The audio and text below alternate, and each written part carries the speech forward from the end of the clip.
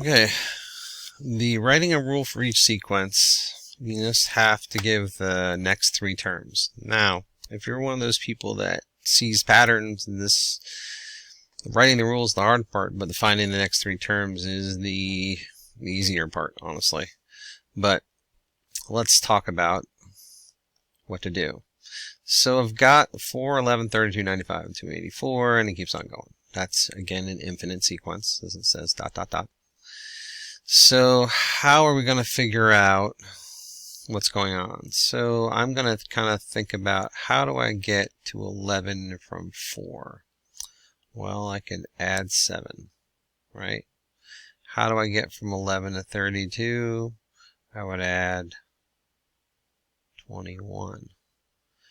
How would I get to 32 to 95?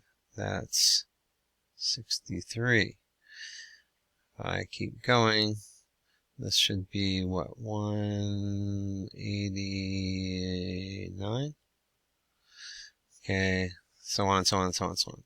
We can see that these numbers here are growing by 3. So maybe something having to do with multiplication of 3, because these things are going up and up and up by 3. So I'm going to try something with 3. So I'm going to try a multiplication. So let me try it. So I'm going to write a rule that says a sub n is equal to 3 times a sub n minus 1. That's what I'm going to try that. If I try that, I'm going to get, let's see, I'm going to do a 2, the second term. It's 3 times the first term. So I got, whoops, should be 11, right? A2 is 11. 11 equals 3 times 4. Oh, that's not right. However, if I do this, take away 1 from this, then I added that take away 1, then these two will match. Then we'll get 11 equals 11. Oops, 11 equals 11. So I'm just thinking, because remember I'm making up this formula, so I can do whatever I want to this until I get something that works. So now I've got that it equals 11. So let me try it. Let's try the next term then. So A3 equals 3 times A2 minus 1. Alright, so A3 is 32. 3 times A2 is 11 minus 1.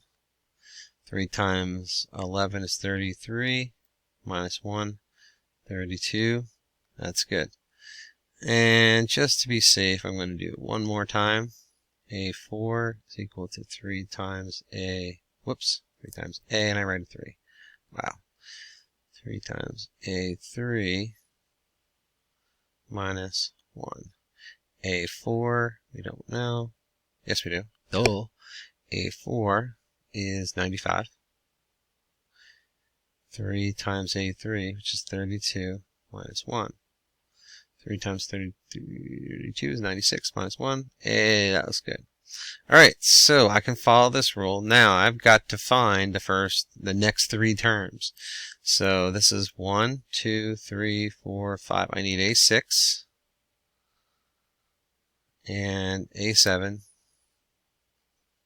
and A8. Hopefully I have enough room for all of that.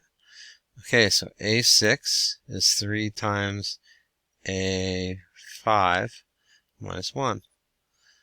Okay, 3 times A5, which is 284 minus 1, which is equal to 852, I think, minus 1. So 851, that's one of my answers. A7, these numbers are getting huge.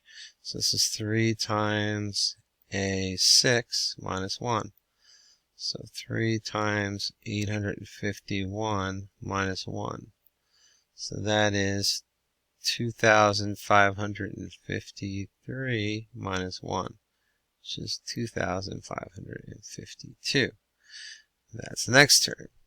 Last one, A8 is 3 times A7 minus 1. So that equals 3 times 2,552 minus 1, which is equal to 7,656 minus 1, which is 7,655, and you've completed your assignment. There's the rule. I put a box around it. Please do that too, so I can see your rule. And then there's your next three terms, 851. So your answer you would write down is 851, 2552, and 7655, because that's answering the question. You have the next three terms. I don't want to have to search for them.